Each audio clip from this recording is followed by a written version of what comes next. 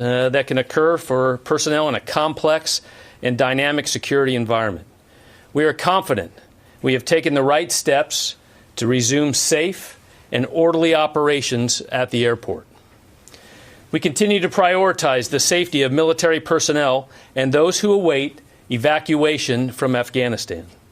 With great effort and care, we proceed through each day of this work. You have likely seen the image floating around of Afghan families in a cargo plane. This speaks to the humanity of our troops in this mission, the skill and professionalism of our U.S. military. Limited to the airport, or is there also monitoring of Taliban attacks outside of the airport? As we speak, we are continuing air operations, and air operations continue throughout the night. I'm tremendously proud of the Herculean effort we've seen by our U.S. military so far. The rapid insertion of Marines and soldiers and a number of enabling forces moving from both within the CENTCOM AOR and from the United States. Yesterday, the U.S. military footprint in Afghanistan started at about roughly 2,500. And by the end of today, there will be more than approximately 4,000 troops on the ground in Kabul. Having to negotiate now with former Gitmo detainees. One of the leaders in Qatar is... No hostile interactions, no attack, and no threat by the Taliban. We remain vigilant. We also have not experienced any additional security incidents at HKIA. We retain the security of HKIA that enables the safe, orderly evacuation of Americans and Afghans. Can get there safely?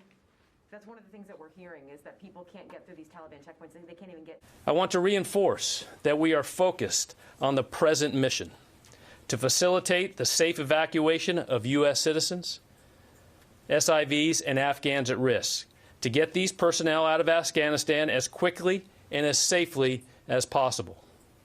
That mission has not changed. The mission is of historical significance, and it is incumbent upon us to be resolute in the protection of American and Afghan lives. Another on-the-record briefing this afternoon, so we'll see you then. So is that now a total of somewhere in the neighborhood of 1,400 to 1,500 total people have been taken out since? And we have been focused on this for quite some time.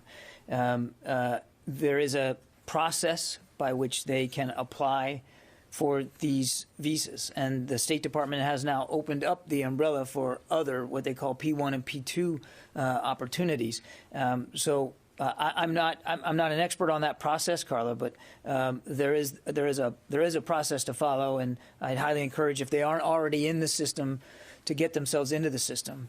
And I understand, if I think I understand the second gist of your question is, are we going to be able to physically move someone from somewhere else in the country into the airport? And right now, our focus is on the airport itself and making sure that it stays safe and secure, and that operations, air operations, which have resumed, can sustain themselves going forward. And there's an awful lot that has to be done in that. Et cetera, but that there are thousands of Americans.